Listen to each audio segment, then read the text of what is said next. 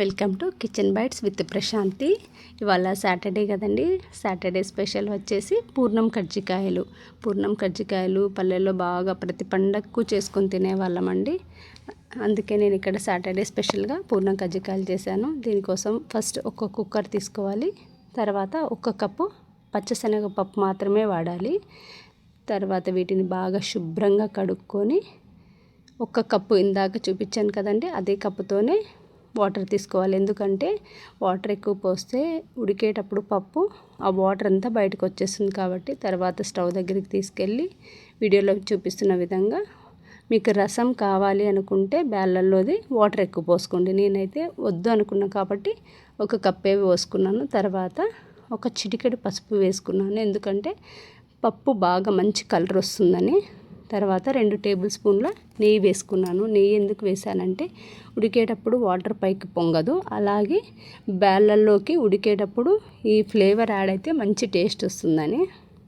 తర్వాత కుక్కర్ మూత పెట్టేసి మీడియం ఫ్లేమ్లో ఉడికించుకోవాలండి. హై ఫ్లేమ్లో ఉడికించుకుంటే పప్పు బాగా మెత్తగా ఉడికి కజ్జికాయలకి రాకుండా అవుతుంది. సో ఇలా 3 విజిల్స్ రానిచ్చుకున్న తర్వాత దీంతోకి బెల్లం తురిమి పెట్టుకున్నాను వీడియోలో చూపిస్తున్న విధంగా.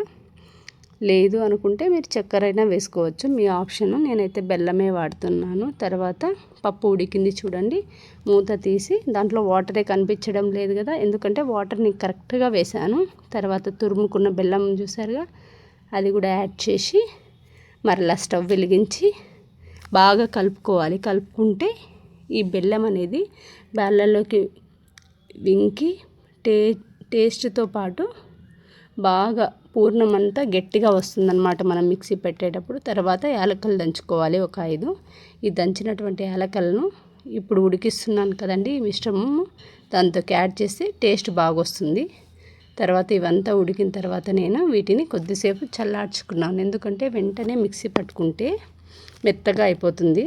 ఒక 10 నిమిషాల తర్వాత ఇట్లా వీడియోలో చూపిస్తున్న విధంగా మిక్సీ పట్టుకొని ఒక ప్లేట్లోకి పక్కకు తీసుకోవాలి మిక్సీ పట్టుకున్న ఈ పూర్ణాన్ని.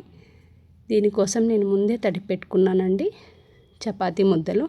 ఇలా చూస్తున్నారు కదా, చిన్న చిన్న బాల్స్ లాగా చేసుకొని చపాతీలాగా చేసుకొని మీ సైజుకు మీరు ఎంత సైజు కావాలంటే అంత సైజు చేసుకోండి. నేనైతే మీడియం సైజ్ చేశాను. ఇలా చేసుకున్న ఈ పూర్ణం కజ్జికాయలన్నిటిని స్టవ్ వెలిగించి ఒక బాండిల్ పట్టి డీప్ ఫ్రైకి సరిపడా ఆయిల్ వేసి డీప్ ఫ్రై చేసుకున్నాను. అంతే అండి, ఎంతో సింపుల్ టేస్టీ సాటర్డే స్పెషల్ వచ్చేసి పూర్ణం కజ్జికాయలు. ఇలా ఎంతమంది చేసుకుంటున్నారో కామెంట్లో కామెంట్ చేయండి. నా ఛానల్ని సబ్స్క్రైబ్ చేసుకోండి.